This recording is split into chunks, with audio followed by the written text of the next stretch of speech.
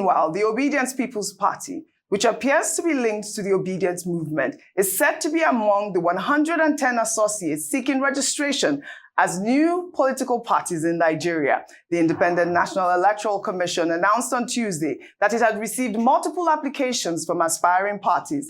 It is not clear if the party is linked to Peter Obi, under whom the Obedient movement gained momentum during the lead-up to the 2023 general election. The Obedient movement launched a digital portal for member registration and the issuance of identity cards in April 2025. INEC Chairman Professor Mahmood Yakubu said that all 110 applications will be processed fairly regardless of the promoter's status. Meanwhile, President Bola Ahmed Tinubu has dismissed the various coalitions forming against him as political IDPs. Tinubu spoke at a one-day presidential state visit to Nasarawa State on Wednesday, where he inaugurated projects. He urged his supporters not to pay attention to his political opponents as they are in a coalition to unseat themselves. Let's take a look. Sule is doing well because Bola Tinubu is doing well too.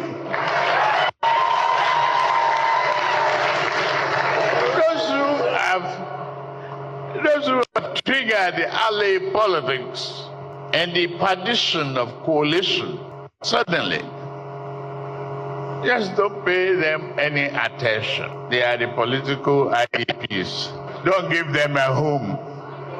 The hope is here. I'm not geared for what they try to pull on me. Alley political campaign. Who is a politician who will keep quiet when the gangsterism are forming a coalition to unseat themselves? Mongbe revolution ball.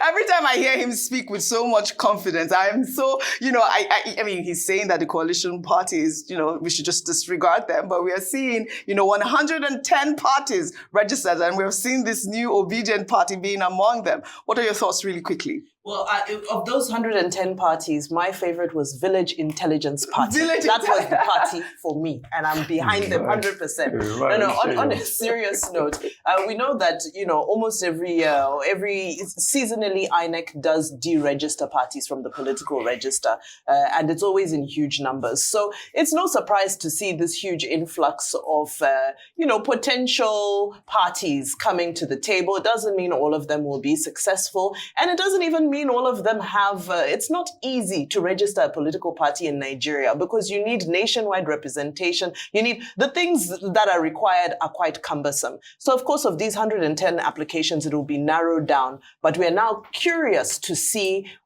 how it will be narrowed down. Another thing that raised interest was the fact that there are two ADA parties there, ADA parties. And, some are saying that, okay, if they're both registered, it will, hopefully it won't cause confusion on the ballot if there's the ADA, the coalition, and the other ADA. As for the president saying, well, if they're coming for me, what do you expect me to just fold my hands? That's just the reality of it, is that, but what we implore is that he should not respond with politicking. We want him to respond with good work and more good work and more good work. That is how you silence your opponents. That's how you silence your opponents. On party registration, just to say that Samuel Lumekun, the spokesperson of INEC, has already said that what they have received is expression of interest, not formal applications. And out of these 110, only 10 have submitted expressions of interest. However, party registration is guided by law.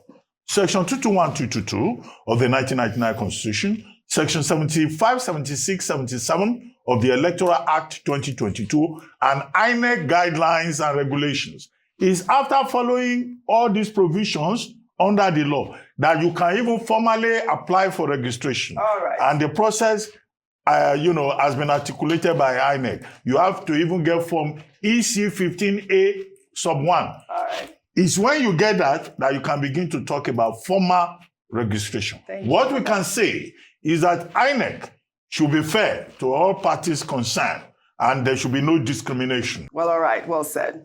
We'll take our